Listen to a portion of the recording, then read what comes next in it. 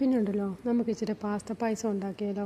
അതിനായിട്ട് ഞാൻ കുറച്ച് പാസ്ത ഇവിടെ വേവിച്ച് വെച്ചിട്ടുണ്ട്. അതിലേക്ക് നമുക്കിനി കുറച്ച് ചൗവരിയും കൂടെ ഇട്ട് നന്നായിട്ടൊന്ന് വേവിച്ചെടുക്കാമേ. ഇനി നമുക്ക് ഇതിനാവശ്യമായിട്ടുള്ള ശർക്കര എടുക്കാം. ഞാനിവിടെ 2 കഷ്ണം ശർക്കരയാണ് എടുത്തേക്കുന്നത്. നിങ്ങൾക്ക് മധുരം അനുസരിച്ച് കൂടുതൽ എടുക്കാവുന്നതാണ്. ഈ ശർക്കര ഒന്ന് പാനിയായി വരുമ്പോഴത്തേക്കിന് നമുക്ക് ഇതിലേക്ക് ഒഴിച്ചു കൊടുക്കാം.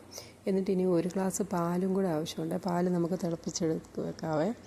നിങ്ങൾക്ക് ഈ തേങ്ങാപ്പാൽ വേണേലും യൂസ് ചെയ്യാം. നല്ലവണ്ണം ഒന്ന് വെന്ത് വരുമ്പോഴത്തേക്കിന് ഇതിലേക്ക് നമുക്ക് ആ പാലും കൂടി ഒഴിച്ച് നന്നായിട്ടൊന്ന് ഇളക്കി ഒന്നും കൂടെ ഒന്ന് ചൂടാക്കാൻ വെക്കാം. അതിനുശേഷം നമുക്കിതിലേക്ക് ആവശ്യത്തിനുള്ള കിസ്മിസും ക്യാഷും കൂടെ നെയ്യിലൊന്ന് വറുത്തെടുത്തിട്ട് അതിലേക്ക് യോജിപ്പിക്കുക. എന്നിട്ട് ആവശ്യത്തിന് ഏലക്കാപ്പൊടിയും ഒരു അല്പം ചുക്കും കൂടെ ചേർത്ത് നന്നായി യോജിപ്പിച്ച് ഇളക്കിയെടുക്കാമേ.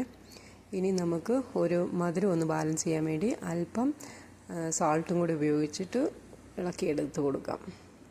ഇപ്പം രുചികരമായ നമ്മുടെ പാസ്ത പായസം റെഡി ആയിട്ടുണ്ട്.